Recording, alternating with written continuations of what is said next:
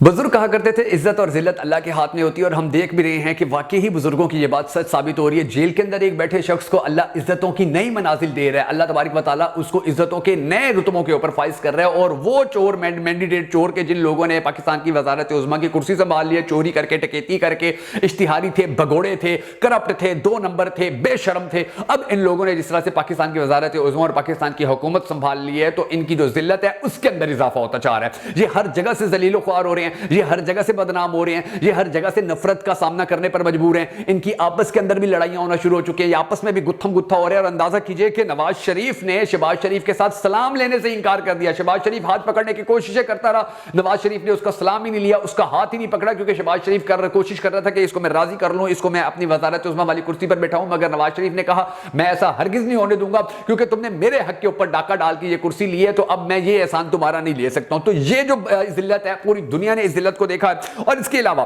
جو اور سچویشن بنی ہوئی ہے وہ بھی اس سے زیادہ گھمبیر ہے ناظرین گرامی، اور وہ اس طرح سے کہ اب ان دونوں بھائیوں کی جو لڑائی ہے وہ آہستہ آہستہ سامنے آنا شروع ہو چکی ہے، اس کی تفصیلات سامنے آئی ہیں، اور وہ بڑی دلچسپ ہیں جو آج کی اس ویڈیو کے اندر میں آپ کے ساتھ شیئر کرنے جا رہا ہوں کہ ان کے ساتھ ہوا کیا، یہ کیوں ایک دوسرے کے ساتھ لڑے ہیں۔ اور پھر شہباز شریف کے لیے یہ دن بھی بڑا اہم رہا، بڑی اہمیت کا اور بڑا یادگار رہا، کیونکہ اس دن کے اندر شہباز شریف کو جتنی ذلت کا سامنا کرنا پڑا اسمبلی کے اندر، ماضی میں پاکستان کے کسی وزیر اعظم کو نہیں کرنا پڑا تھا۔ اب میں آپ کو ناظرین گرامی ایک ایسی بات بتاتا ہوں کہ جس کو سننے کے بعد یقیناً آپ میری باتوں کے اوپر بھروسہ کرنا شروع ہو جائیں گے کہ واقعی پاکستان کے اندر یا پوری دنیا کے اندر جتنی ذلت نواز شریف کو، شہباز شریف کو ملی ہے، ذلت اتنی دنیا میں کسی کو نہیں ملی تھی، اور وہ بھی ایسے دن کے اوپر کہ جب وہ وزیر اعظم بن رہا ہو، جب اس کو وزیر اعظم بنایا جا رہا ہو، جب اس کو یہ کہا جا رہا ہو کہ جی آپ وزیر اعظم ہوں گے، پاکستان کی ساری باغ دوڑ جو ہے وہ آپ کے ہاتھ میں ہوگی، اتنی ذلت پاکستان کے اور کسی وزیر اعظم کو نہیں ملی تھی جتنی اس کو ملی ہے۔ اور اس کی میں آپ کو ایگزامپل دیتا ہوں، میں اس کو آپ کو ڈیفائن کر کے دیتا ہوں، آپ کو پھر اندازہ ہو جائے گا، آپ کو سمجھ میں آ جائے گا کہ میں کیا کہنا چاہ رہا تھا۔ دیکھیں سچویشن یہ ہے، دنیا کے اندر جو بھی وزیر اعظم بنتا ہے، اسمبلی کے اندر جو اس کے امیدوار ہوتے ہیں، جو اس کے جیتے ہوئے امیدوار ہوتے ہیں، وہ بڑے پرجوش ہوتے ہیں، وہ بڑے خوش ہوتے ہیں۔ شہباز شریف کو بھی خوش ہونا چاہیے تھا، وزیر اعظم بن رہا تھا، یقین جانیے اس کا منہ ایسا لٹکا ہوا تھا، یہ ایسا پریشان تھا، ایسا ڈپریس تھا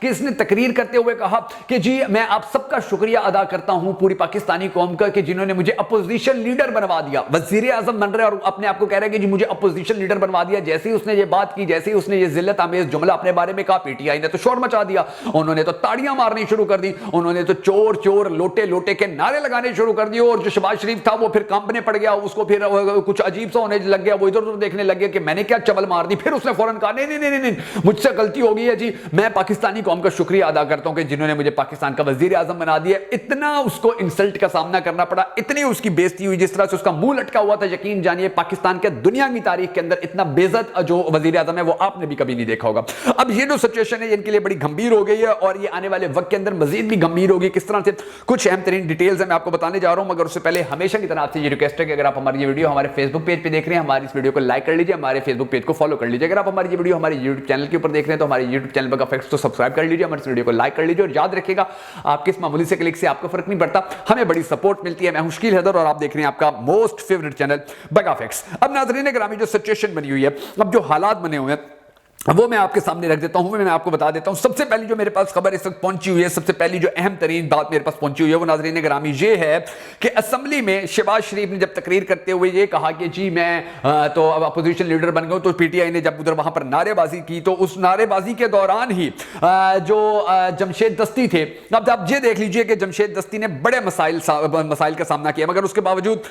کل جب شہباز شریف وزیر اعظم بن رہا تھا، جمشید دستی چیری بلاسم ہاتھ میں لے کر آ گئے تھے۔ باقی تو جو ارکان تھے پی ٹی آئی کہ وہ عمران خان کی تصویر لے کے آ گئے تھے، جمشید دستی چیری بلاسم لے کے آ گیا، اور وہ وہاں پر لہراتا رہا اور اس کو بتاتا رہا بوٹ پالش کر کے تم حکومت میں آئے ہو، بوٹ پالش کر کے تم نے پاکستان کی وزارت عظمیٰ سنبھالی ہے، بوٹ پالش کر کے تم نے پنجاب کی وزارت عظمیٰ سنبھالی ہے، تم پہلے بھی کرپٹ تھے، تم آج بھی کرپٹ ہو، تم مستقبل میں بھی کرپٹ رہو گے، تمہاری نسلیں بھی کرپٹ تھیں، تم بھی کرپٹ ہو، تمہارے آنے والے بچے بھی کرپٹ ہوں گے، تم چور تھے، تم اچکے تھے، تم ڈاکو تھے، تم مفرور تھے، تم اشتہاری تھے، تم بھگوڑے تھے، کیا کچھ اور جمشید دستی نے ان کے بارے میں کہا، اور پوری دنیا نے دیکھا کہ پاکستان کے بننے والے وزیر اعظم کے ساتھ کتنا برا سلوک ہوا، اس کی کتنی بےزتی ہوئی، یعنی کہ شہباز شریف ادھر ادھر دیکھ رہا تھا بوندل کے گھبرا کے کہ یہ میرے ساتھ کیا ہو رہا ہے، اور پھر بالآخر جو اس کی تقریر تھی اس کو وہ تقریر بھی بھول گئی۔ اور یہ ان کے لیے سب سے بڑا سبق ہے، یہ ان سارے چور کرپٹ لوگوں کے لیے سبق ہے کہ جو دو نمبری کر کے حکومت میں آنے کی کوشش کرتے ہیں یا لوگوں کا مینڈیٹ چوری کرتے ہیں، یہ ایک ایسی چیز ہے کہ جس کو پوری دنیا کو دیکھنا چاہیے۔ اب اس کے علاوہ جو باقی پاکستان تحریک انصاف کے رہنما تھے وہ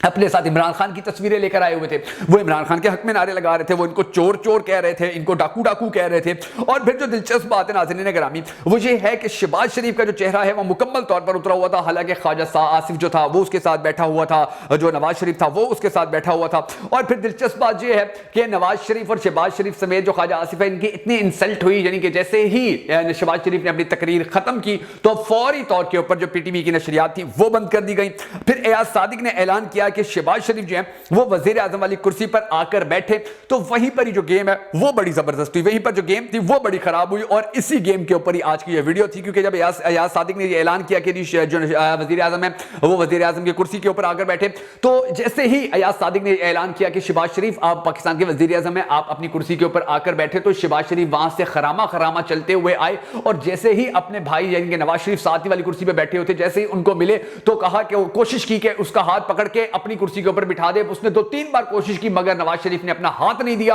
और वो कोशिश कर रहा था कि जी मेरी कुर्सी के ऊपर आके बैठ जाए, मैं इसके ऊपर एहसान कर दूं कि देखो मैं खुद वजीर आजम हूं मगर तुम्हें कुर्सी के ऊपर बिठा रहा हूं। मगर शहबाज शरीफ के बारे में नवाज शरीफ को ये बड़ी अच्छी तरह पता है, मुझसे चोरी चोरी डीलिंग करता रहा है, मुझसे चोरी चोरी वजीर आजम बन गया, मेरे नाम का वोट लेकर ये खुद अब इस कुर्सी के ऊपर चढ़ के बैठ गया और अब मेरे ऊपर एहसान कर रहा है कि जी मैं इस कुर्सी के ऊपर बैठ जाऊं कुछ लम्हों के लिए और मैं खुश हो जाऊंगा। लंदन से मुझे बुलवा के जलीलो ख्वार इस बंदे ने कर दिया, लंदन से मुझे बुलवा के मेरे सारे जो झूठ थे उनका पर्दाफाश इस बंदे ने करवा दिया, लंदन से मुझे बुलवा के अवाम के अंदर रुस्वा इस बंदे ने करवा दिया और अब ये मेरे ऊपर एहसान कर रहे हैं कि मैं इसकी कुर्सी के ऊपर 2 मिनट के लिए बैठ जाऊं। ऐसा मैं कभी नहीं करूंगा। और शहबाज शरीफ को जितनी शर्मिंदगी का सामना करना पड़ा है दुनिया के किसी वजीर आजम को, नए वजीर आजम को इतनी शर्मिंदगी का सामना नहीं करना पड़ा था। अब ये जो सारी सिचुएशन है ये इनके लिए बड़ी गंभीर है, इनके लिए बड़ी परेशान कौन है नाज़रीन गिरामी, आपस में ये गुत्थम गुत्था है, ये आपस में लड़ रहे हैं। और फिर अब ये देखिए कि जैसे शहबाज शरीफ की तकरीर है वो खत्म हुई, फौरी तौर के ऊपर यानी कि 1 मिनट के अंदर जो पाकिस्तान टेलीविजन था उन्होंने अपनी जो नशरियात थी वो बंद कर दी। शहबाज शरीफ चाहता था कि मैं उमर अयूब की तकरीर सुनूं।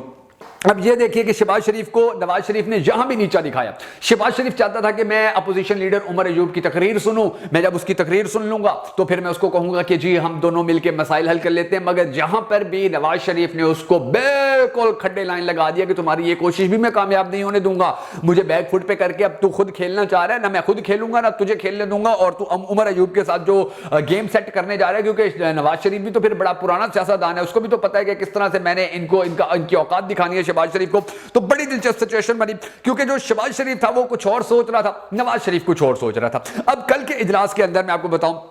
शहबाज शरीफ की ये ख्वाहिश थी कि मैं वजीर आजम बन गया हूं, अब उमर अयूब जो है अपोजिशन लीडर है वो तकरीर करेगा, मैं उसकी तकरीर सुनूंगा बैठ के, फिर मैं उसके पास जाऊंगा, फिर मैं उसको कहूंगा जी हम मिसाके जमहूरियत करते हैं, हम पाकिस्तान के मसाइल के ऊपर हल करने के हवाले से एक दूसरे के साथ हाथ मिला लेते हैं, हम पाकिस्तान के मसाइल को हल करने के लिए मिलकर चलेंगे। मगर सिचुएशन ये हुई कि जैसे ही उमर अयूब ने तकरीर शुरू की, जो नवाज शरीफ था वो उठकर चला गया, क्योंकि उसको पता था कि शहबाज शरीफ दिल में ये सोच रहा है ये मुझे उनका दुश्मन बना के खुद उनके साथ दोस्ती करने के चक्कर में है। तो जैसे ही नवाज शरीफ अपनी कुर्सी से उठा, शहबाज शरीफ बेचारा परेशान हो गया, वो भी अपनी कुर्सी से उठा और अपने भाई के पीछे पीछे चल पड़ा और वहां से जो बाकी पाकिस्तान मुस्लिम लीग नून के अरकान थे वो भी चले गए और पीछे से उनके हक में चोर और लोटे के नारे लगते रहे। अब जैसे ही ये यहां से गए तो डेफिनेटली लोगों ने सोचना शुरू कर दिया कि अब इनका क्या बनेगा, अब इनके साथ सिचुएशन क्या होगी, क्योंकि ये दोनों भाई अब आपस में लड़ते भी नजर आएंगे, आपको बहुत जल्द एक दूसरे के साथ दस्तों गरेमा भी होते नजर आएंगे और एक दूसरे की जो हकीकत है वो कौम को बताते नजर आएंगे। क्योंकि ये कुर्सी का जो लालच होता है ये लालच बहुत बड़ा होता है। और मैं आपको ये भी बता दूं कि जैसे ही